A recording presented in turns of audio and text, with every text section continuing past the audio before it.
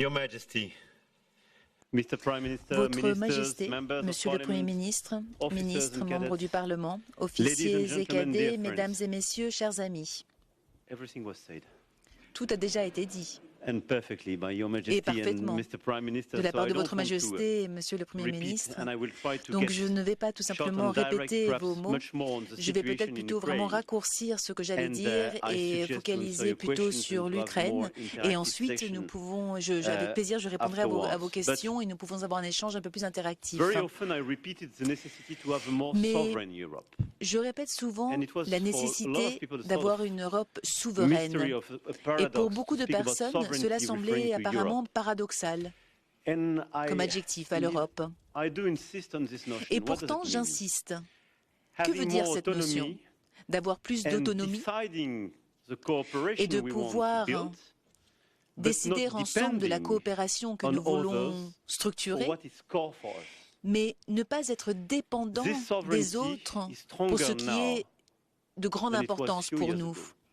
Et pourtant, cette dépendance est plus grande qu'avant, mais cela change à présent, grâce aussi à cette attaque de la Russie.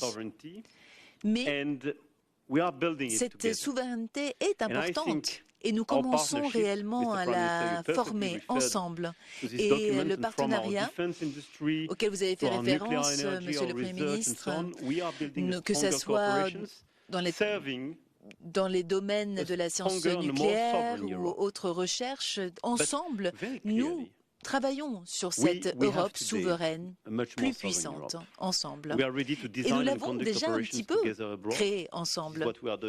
Nous sommes capables de penser et de conduire des opérations, par exemple, en mer Rouge, à Cuba, en Afrique, là où nous étions ensemble.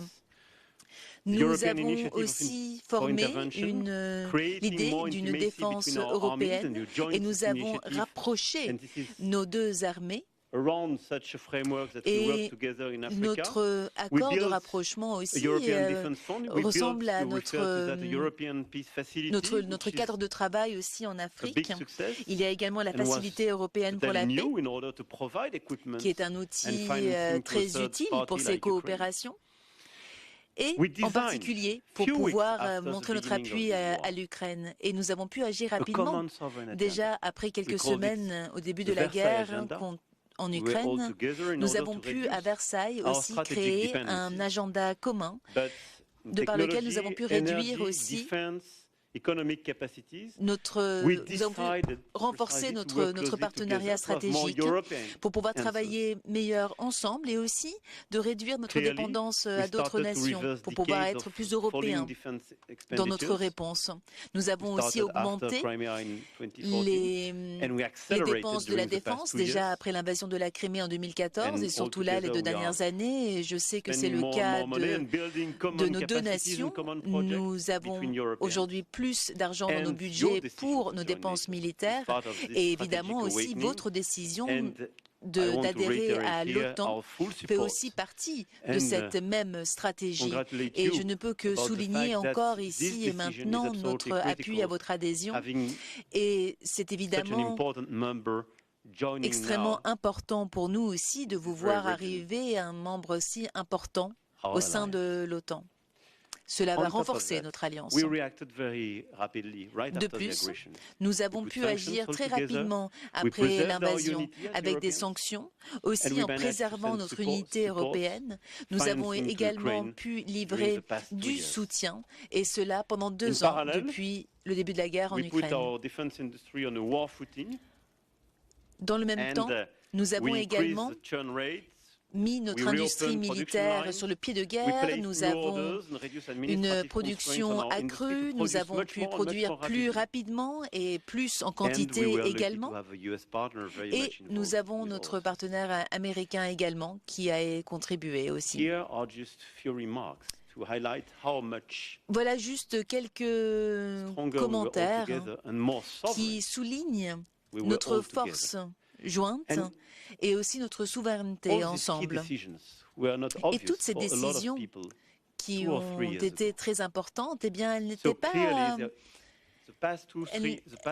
elle n'aurait peut-être pas pu passer de la même manière il y a quelques années, car la guerre agressive de la Russie en Ukraine a changé notre façon de penser et notre façon de créer des stratégies dans ce domaine. Les efforts de guerre en Ukraine doivent se voir au long terme. Nous nous trouvons à un moment décisif, nous tous. Quelques-uns, vous l'avez dit tout à l'heure, il y a beaucoup de défis devant nous, évidemment, mais en même temps, même si nous pouvons aussi être fiers des décisions prises ensemble, je suis convaincu que nous devons faire beaucoup plus. Premièrement, nous devons être prêts à agir, défendre et appuyer l'Ukraine, peu importe ce qui se passera, peu importe ce que la décision américaine sera. Nous avons beaucoup de chance d'avoir les États-Unis comme notre partenaire à nos côtés, mais nous devons aussi voir lucidement la situation. Et l'Ukraine fait partie de l'Europe, sur le continent européen. Donc peu importe ce que les États-Unis décideront, nous devons aussi être courageux et pouvoir prendre les décisions pour soutenir le peuple ukrainien. Nous ne pouvons pas accepter que la Russie gagne cette guerre, car il n'y aurait alors plus d'infrastructures de sécurité sur notre continent, si c'était le cas. Quel serait l'avenir de l'Europe de l'Est, de nos amis à l'Est, du Caucase, de l'Asie centrale, si après tant d'efforts internationaux, la victoire devenait russe? Et c'est pourquoi le coût, que ce soit au court terme, moyen terme, long terme, eh bien, il est trop important pour nous tous. Et c'est pourquoi la seule réponse raisonnable est de s'assurer que nous sommes en mesure d'appuyer l'Ukraine dans les années à venir, peu importe ce que cela coûte, peu importe les efforts. Cela peut être ammunition, du matériel militaire, de la formation, tout ce dont ils ont besoin pour résister contre l'agression russe, mais aussi pour pouvoir négocier une paix durable, décidée par les Ukrainiens. Une paix qui aussi respecte les lois internationales. Et c'est pourquoi, peu importe ce que nous décidons, nous allons devoir renforcer notre production, d'abord, soyons clairs là-dessus, mais aussi peut-être le contenu de nos efforts de soutien. Nous allons devoir prendre beaucoup de décisions au niveau national, aussi au niveau européen. Et jeudi, nous allons avoir l'occasion d'avoir une réunion ensemble avec nos chers collègues à Bruxelles là-dessus. Nous allons devoir vraiment, je pense à Kaja Kallas par exemple, nous allons devoir prendre ce genre de décision très osée aussi en termes de stratégie commune européenne pour pouvoir aussi trouver plus de financement et pouvoir financer ces efforts de guerre. Je suis prêt de prendre ensemble ces décisions et aussi d'adapter les adaptations nécessaires de la facilité européenne de paix, car, soyons clairs, même si nous produisons beaucoup plus rapidement, si nous comparons nos efforts de guerre à ceux de la Russie aujourd'hui, eh bien, ce n'est pas la même échelle. Ils ont réussi à complètement adapter leur système à une économie de guerre, et donc nous devons agir et réagir bien plus fortement pour montrer que nous sommes aux côtés des Ukrainiens.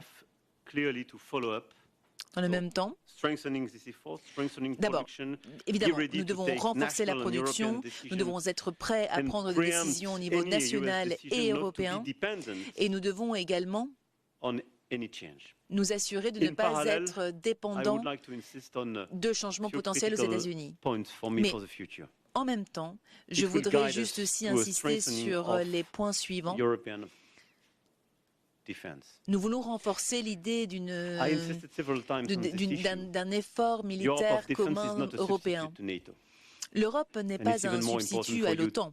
Je l'ai dit avant et je le redis aujourd'hui, et c'est important pour vous aujourd'hui aussi, mais c'est un pilier important de l'OTAN. C'est notre manière de partager les ressources et les décisions qu'il faut faire. Et c'est pour cela que nous voulons renforcer une défense européenne avec plus d'innovation, plus de programmes communs et plus de clarté au sein de nos rapprochements d'opérations.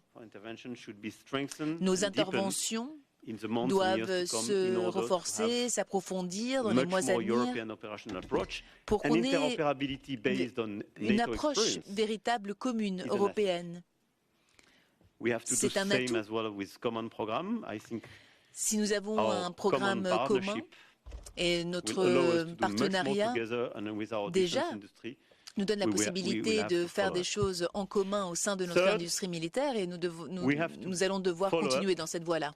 Nous allons également devoir nous assurer, encore une fois, de notre souveraineté et notre autonomie, que ce soit dans le domaine de l'énergie, de la technologie et aussi notre capacité de produire. Je pense aussi qu'il y a là comme c'est comme si on tirait la sonnette d'alarme, car nous nous sommes trompés à l'égard de la Russie. Nous nous rendons compte maintenant que des décisions unilatérales ne sont pas les bonnes. Il ne faut pas refaire cette erreur dans le futur. Au contraire, nous ne devons pas travailler de manière uniquement bilatérale, nous devons aussi nous assurer de ne pas être dépendants de qui que ce soit d'autre.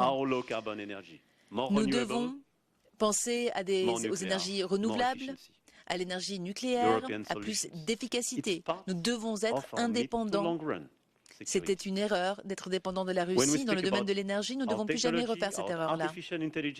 Quand on parle aussi d'intelligence artificielle, etc., c'est fantastique d'avoir des partenaires formidables.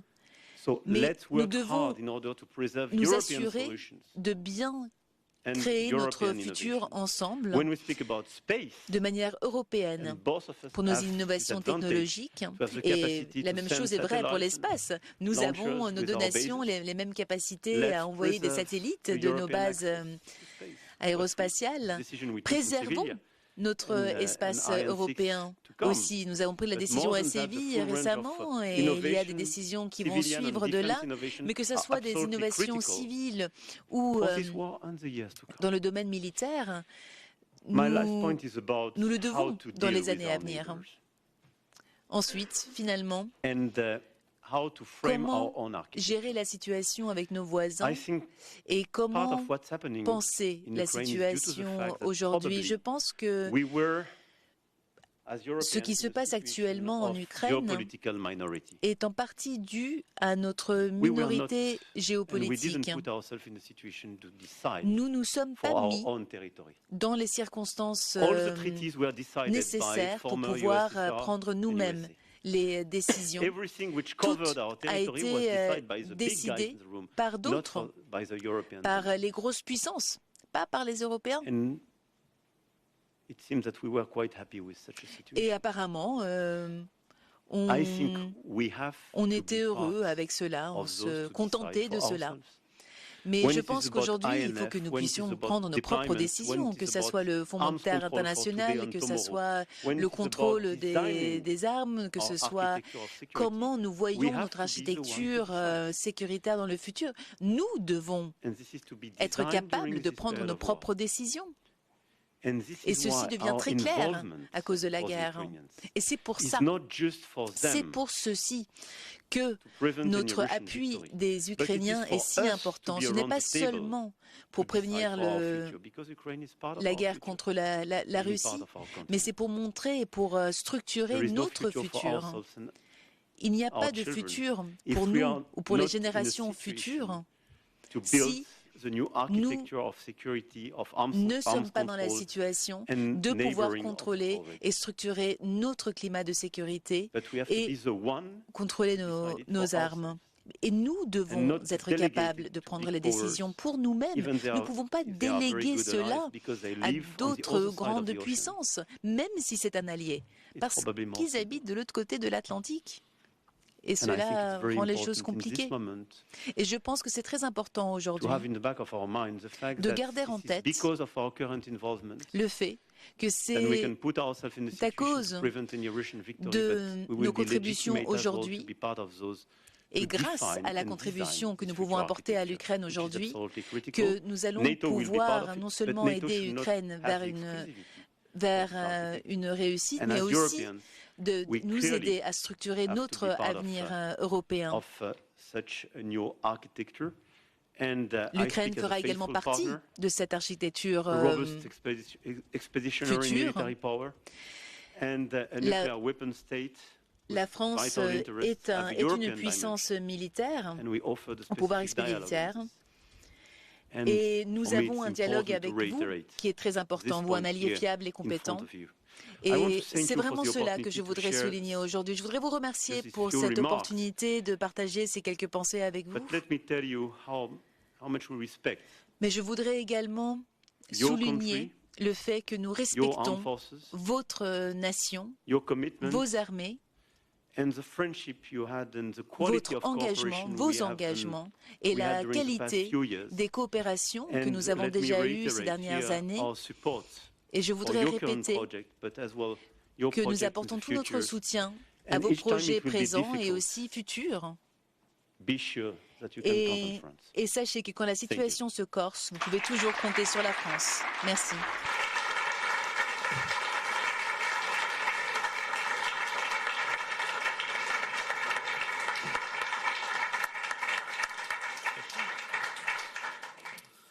Monsieur le Président, merci.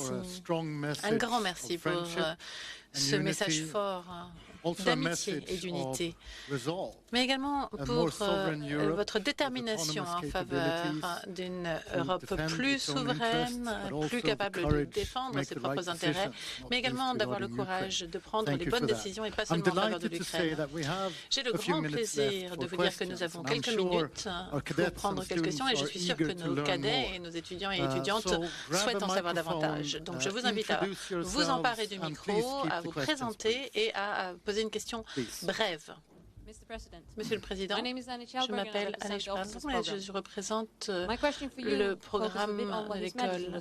Je voulais revenir sur ce que disait Sa Majesté sur les perspectives à long terme.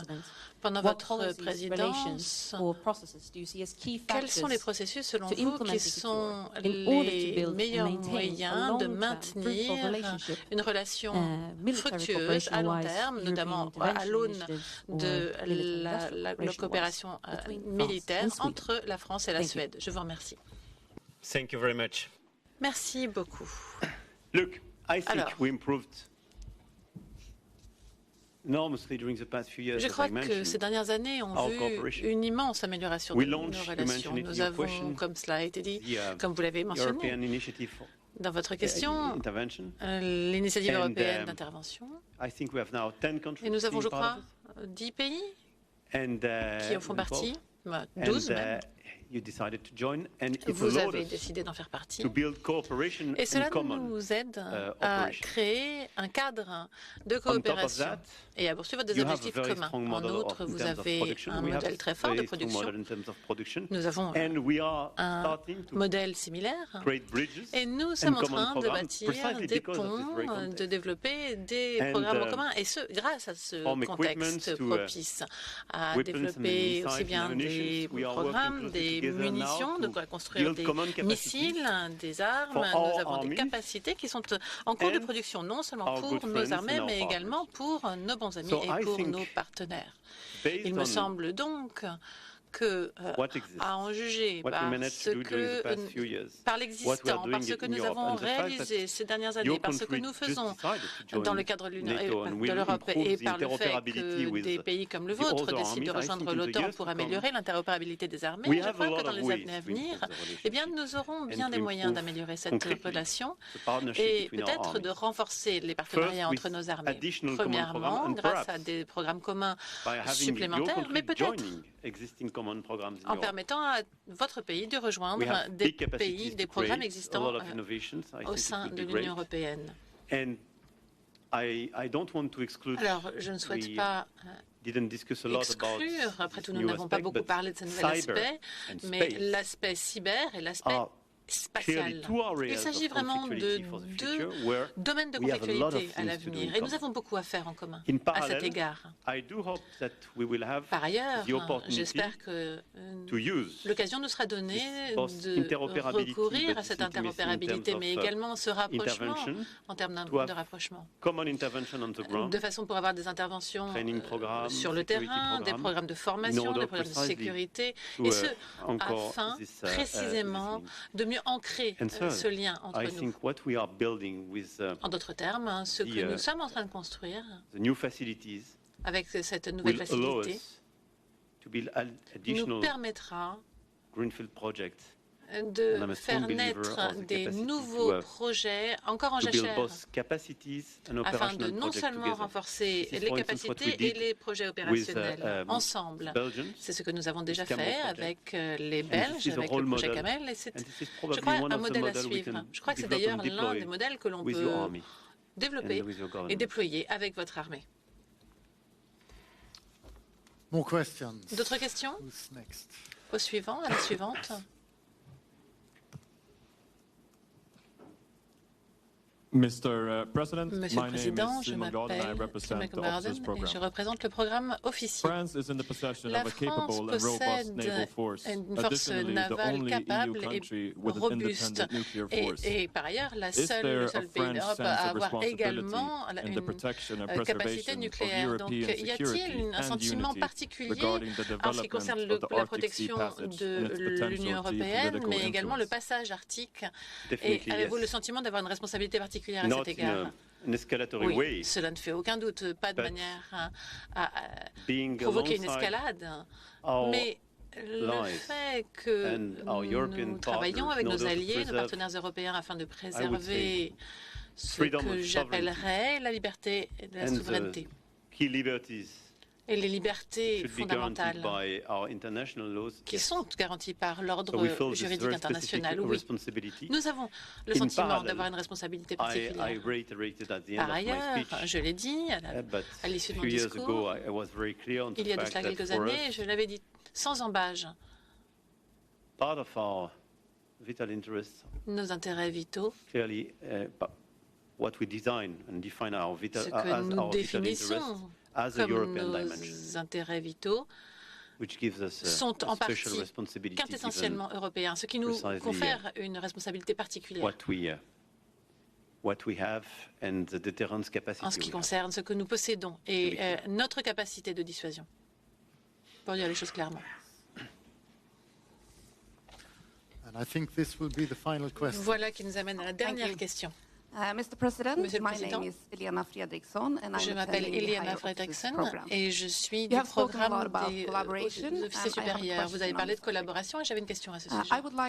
J'aimerais que vous reveniez sur votre point de vue concernant la sécurité dans la région de la mer Baltique et ce qu'une présence accrue de l'OTAN signifierait. Quelle est la perspective de la France en ce qui concerne la collaboration entre la France et les pays voisins des pays qui bordent la mer Baltique en général, mais également la Suède.